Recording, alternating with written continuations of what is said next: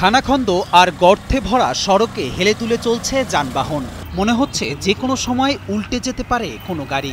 বেহাল এ সড়কটিতে দোয়াদরুদ পড়তে পড়তে পার হতে হয় পথচারীদের। কুমিল্লা সালদা কসবার ২৫ কিলোমিটার সড়কের ১০ কিলোমিটারই এমন ভাঙাচোরা। সড়কের এমন বেহাল দশায় ভোগান্তিতে পড়েছেন লাখ লাখ মানুষ। এটা আমার চোখের সামনে আজকে ৪-৫ দিন পরপর ৩-৪টা অটো একবারে উল্টে গেছে, সিএনজি উল্টে গেছে। এখানে অনেক বড় বড় গাড়ি গর্তের মধ্যে পড়ে আর চলতে পারে না।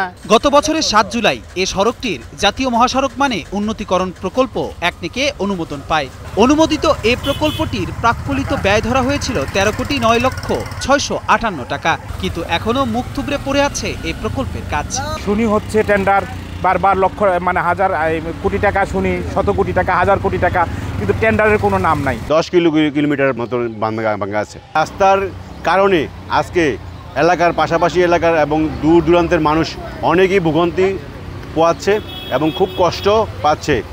সকাল ৯টার সময় কুমিল্লার উদ্দেশ্যে রওনা দিলে ১২টার সময় বসতে পারে না। সড়কটির মাঝখানে দেখা যায় বড় বড় গর্ত। বেশিরভাগ স্থানে পিচ ঢালাই নেই। একটু বৃষ্টি হলেই এসব গর্তে হাঁটু সমান পানি জমে যায়। গর্তে পড়ে প্রায় বিকল হচ্ছে বিভিন্ন যানবাহন। দুর্ভোগের শিকার হচ্ছেন শিক্ষার্থী, যাত্রী, চালক ও এলাকাবাসী। প্রচুর গাড়ির দুর্ঘটনার শিকার হয়। এখানে মালিক পক্ষ, ড্রাইভার উভয়ই ক্ষতি হয়। ড্রাইভারদের শারীরিক ক্ষতি হয়, তারা আহত হচ্ছে, কেউ দু একজন নিহত হয়েছে। এই জাতীয় কিছু পরিসংখ্যান আছে আমাদের কাছে। জীবনের সব আয়োজন এখানে একসাথে।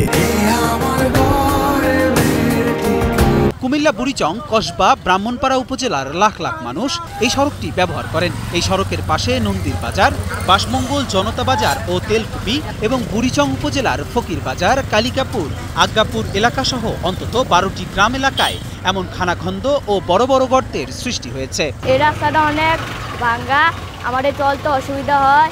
এই রাস্তা অনেক বড় বড় গর্ত আছে। মানুষ কিছু কইতেও পারতেছে না, সইতেও পারতেছে না, এমন চরম অবস্থার মধ্যে আছে যা অবর্ণনীয় দুঃখ কষ্ট। বিশেষ করে মা বোনেরা, স্কুল কলেজ ছাত্রছাত্রী যখন আসে, বৃদ্ধ মহিলারা আসে, তারপরে মানুষের যখন আসে তখন এই রাস্তার চরম দুর্ভোগ হতে পারে। সবচেয়ে চরম দুর্ভোগের কারণ হলো এই রাস্তা দিয়ে প্রায় ১০ থেকে ১৫ টনে এই বিভিন্ন মালামালগুলো, রড, সিমেন্ট এগুলো আনা নেওয়া করে।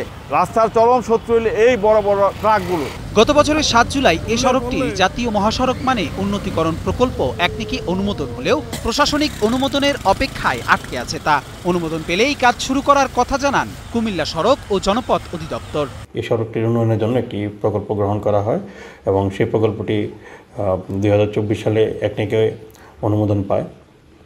পরবর্তীতে পরিকল্পনা কমিশন এবং মন্ত্রণালয় থেকে কিছু নির্দেশনা দেওয়া হয় এবং কিছু তথ্য যাচাই বাছাইয়ের জন্য মতামত চাওয়া হয়। সেই জিনিসগুলো সমন্বয় করে পরবর্তীতে তথ্যগুলো প্রদান করা হয় এবং বর্তমানে প্রকল্পটি প্রশাসনিক অনুমোদনের জন্য অপেক্ষাধীন রয়েছে। প্রকল্পটি অনুমোদিত হলে এই সড়কে কুমিল্লা থেকে ব্রাহ্মণবাড়িয়া খুব সহজেই যাতায়াত করা যাবে এবং সড়কের উপরস্থ বিভিন্ন এলাকা, বাজার এবং জনগণের জীবনযাত্রার মান উন্নয়ন হবে।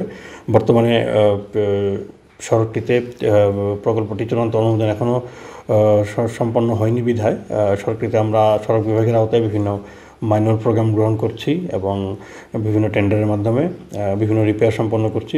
তবে প্রকল্পটি চূড়ান্ত অনুমোদন হলে সড়কটি প্রায় ৩৩ ফিট প্রশস্ত হবে এবং খুব স্বল্প দূরত্বে কুমিল্লা থেকে ব্রাহ্মণবাড়িয়া পৌঁছে যাবে এবং কুমিল্লাবাসী এবং ব্রাহ্মণবাড়িয়াবাসী প্রকল্পটি সুফল ভোগ করতে পারবে। গত কয়েকদিন আগে ৫০ ট্রাক ইট দিয়ে সড়কটি সংস্কার করা হলেও অনেক জায়গায় গর্ত রয়েছে। কুমিল্লা ও ব্রাহ্মণবাড়িয়ার বিভিন্ন উপজেলার মানুষ এই সড়ক দিয়ে চলাচল করেন। তাই এই সড়কটি সংস্কার করা খুব জরুরি হয়ে পড়েছে বলে জানান ভোগান্তিতে থাকা সাধারণ মানুষ। শাহিন আলমের পাঠানো তথ্যচিত্রে ডেস্ক রিপোর্ট, কালের কণ্ঠ।